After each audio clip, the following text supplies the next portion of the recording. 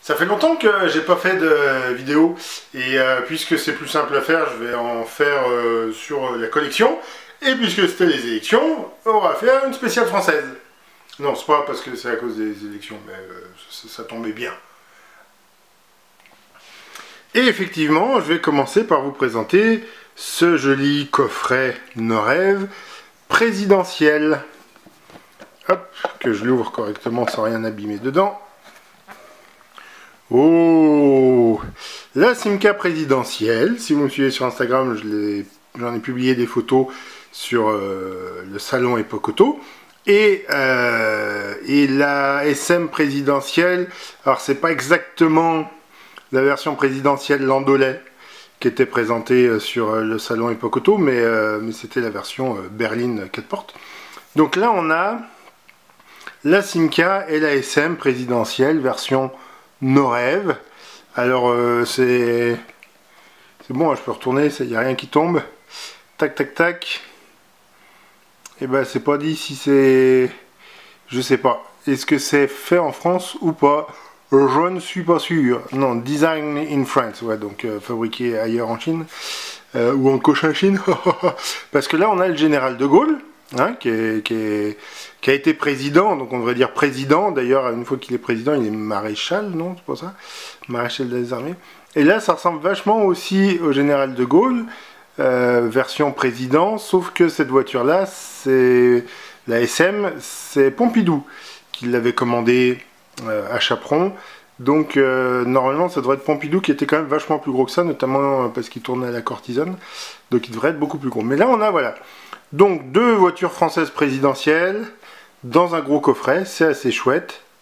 Et derrière, on va retrouver des choses que vous apercevez qui sont des Jeeps. Alors je vais en prendre une. Alors, elle a le petit... Je sais pas qui fabrique ça. J'avoue que je n'en ai aucune idée. Stop incendie. Au feu les pompiers, c'est écrit, non? C'est quoi ça? Je sais pas. Donc là, on peut enrouler les tuyaux. Là, on peut accrocher la grande échelle. D'ailleurs, j'en ai une. Alors, il n'y a pas le conducteur, mais il y a la grande échelle qui vient se mettre dessus. Là, pareil, on a un rouleau pour les tuyaux. Voilà. Il y a la remorque citerne derrière. Donc là, on a des choses un peu rigolotes. Et a priori, j'allais dire du même fabricant, je suis pas sûr. On n'a toujours aucune information, c'est à peu près le même style, mais vous voyez là on a des roues en caoutchouc, alors que là elles sont en plastique dur.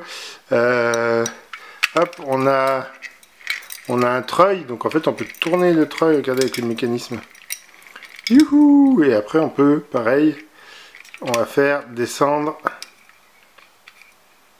Ah, bah non. Il est bloqué dedans. Bah alors. Ah ouais, ça a l'air d'être un petit peu le bordel là-dedans. Ah, je vais tout casser si je force.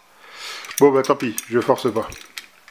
Allez, on reste sur les véhicules utilitaires. Là, on a une chinoiserie, mais qui a été personnalisée. Vous savez que j'aime bien les estafettes.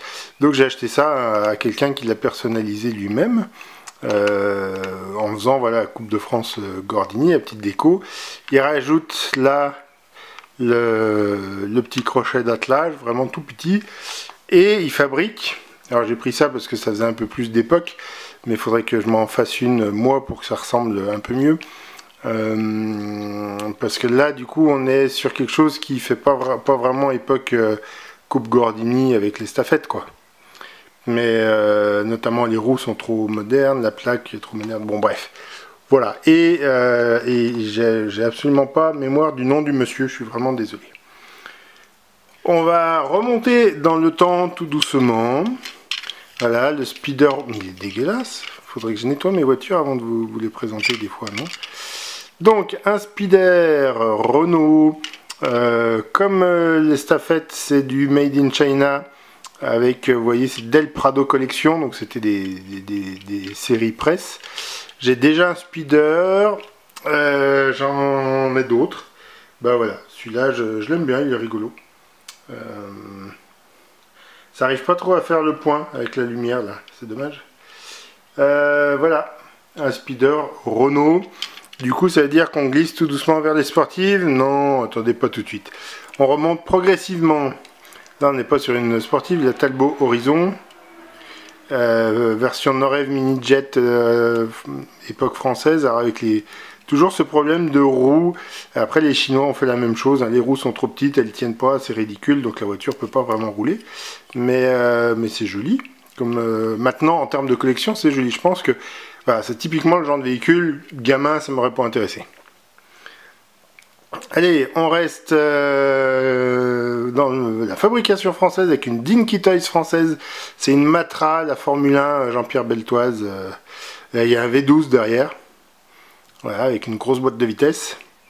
Et ça, c'est la voiture qui gagnait pas. Alors, attendez, je suis en train de voir que le... Est-ce que c'est pas censé rentrer là-dedans? Parce que là, ça se décroche, l'espèce de visière, là. Tac, voilà.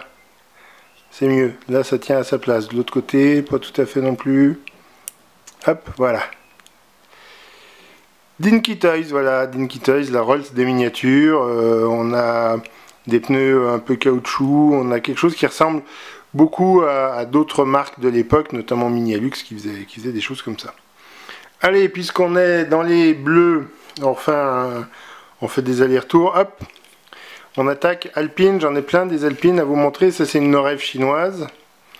Avec, j'avais pas fait gaffe que la peinture du spoiler avant était toute ratée, partait en morceaux. Mais tant pis, trop tard. Ah oui, puis à l'arrière aussi. Donc ouais, bon, pas le meilleur achat que j'ai fait de la journée. Et en plus, je suis persuadé d'avoir repéré le concept car Désir sur le même stand. Eux, ça leur disait rien. Je l'ai pas retrouvé quand je suis revenu acheter. Allez. On s'éloigne un petit peu, on part au Japon avec les Shoroku, je sais pas comment on prononce. Voilà, du coup, il y a une Renault F4 dans l'image là. Donc ça c'est l'Alpine A110 version gendarmerie, donc ça c'est la vraie Alpine A110, l'original j'ai envie de dire, voilà, qui va rester dans son emballage je pense. Ouais, c'est assez rigolo, hein, j'aime beaucoup les Shoroku, mais ça coûte très très cher. Hop, pour prouver que ça vient du Japon, vous voyez, ça vient par avion du Japon. Et voilà, la pub indirecte pour le magasin, pour la boutique à qui j'ai acheté ça. Voilà. Et puisque je lui ai acheté ça, je lui ai acheté une autre. Alors là, j'ai hésité, vous voyez, j'ai commencé à déchirer l'emballage, après je me suis dit, ah non, mais c'est écrit que c'est une Shoroku, Ferrari, machin chose. Donc je vais quand même essayer de la sortir sans finir de déchirer l'emballage. Puis après j'essaierai de la remettre dedans. Et là on va faire une exception, c'est pas du tout une française, donc c'est une fabrication japonaise. C'est la Shoroku, pareil, fabrication japonaise, made in China évidemment. C'est une marque japonaise mais qui fabrique. Et le modèle c'est la F40. Ça fait très longtemps que je voulais une F40 Shoroku. Ça coûte hyper cher. Donc voilà, pour une fois j'ai trouvé une pas trop chère. Je l'ai prise en même temps que l'Alpine. Puisqu'on parle d'Alpine, hop. Et ça, je pense pas que ce soit une fabrication française. Alors du coup, je sais pas. Bah non, Eligor, ils ont jamais fabriqué en France, Eligor. Hachette collection, donc voilà, non, pas du tout. Alpine A310, V6, Suze, c'est marrant, parce qu'on n'a plus le droit de faire de l'alcool pour... de pub pour l'alcool, normalement sur les miniatures, je m'attendais à ce qu'il n'y en ait plus non plus, mais bon, écoutez, là ils ont pu faire, bah pourquoi pas. Et voilà, un modèle qui est sympa, c'est Eligor, c'est de la bonne qualité, ça va pas chercher la ressemblance parfaite, mais on a quand même quelque chose d'assez bonne facture, j'en suis content. Et on va finir par deux gros morceaux. Le premier c'est un boîtier, parce que j'ai ouvert sur un boîtier avec, tiens, une Ferrari et une, je suis pas sûr, CD, je pense que c'est une CD Panhard. Voilà, ça c'est par Verem, donc Verem c'était une marque française. J'adore comment ils ont symbolisé la ligne d'arrivée, c'est un ruban qui est punaisé au socle. Voilà, YOLO. Donc voilà, gros coffret quand même. Je crois pas que je vous l'avais présenté déjà, ça fait quelques temps que je l'ai déjà, mais ben voilà, je suis assez content. C'est un beau modèle. Et on va finir sur un autre gros truc. Voilà, la Renault 5, la petite voiture des villes, mais en version Montblanc. Voilà, c'est Montblanc qui a fabriqué celle-là. Je crois qu'il manque, enfin il manque des éléments. Fly Surf. Alors est-ce qu'il avait quelque chose là pour accrocher le surf? Je sais pas. La même voiture existe avec un toit. Je crois qu'elle existe en auto-école, en police, des choses comme ça. Voilà, c'est même pas écrit que c'est une Montblanc. Et si je dis pas de bêtises, je crois vraiment que ce modèle a été vendu sous différentes marques. C'était la même chose, mais elle existait avec la motorisation. Et vous voyez, là, il y a tout ce qu'il faut pour permettre de faire tourner les roues. Mais il faudrait juste que ce soit un système un peu différent de celui-là. Voilà, bon, il n'est pas en super bêta, mais c'était rigolo de l'avoir quand même. Voilà, c'était la présentation un peu plus rapide que d'habitude, mais il doit bien en avoir déjà pour 10-12 minutes de vidéo. Alors, je vous souhaite une bonne année. Ah bah, parce que le mois de mai, c'était le début de l'année avant, hein. Non, pas du tout, c'était en avril. Un bon retour sur la chaîne. Mettez des pouces vers le haut, des commentaires, abonnez-vous, tout ça pour promouvoir et soutenir la chaîne. Et puis on se dit à bientôt pour d'autres vidéos, même si dans un premier temps ça va surtout être des vidéos de collection. Les courses reviendront plus tard, mais promis, elles reviendront.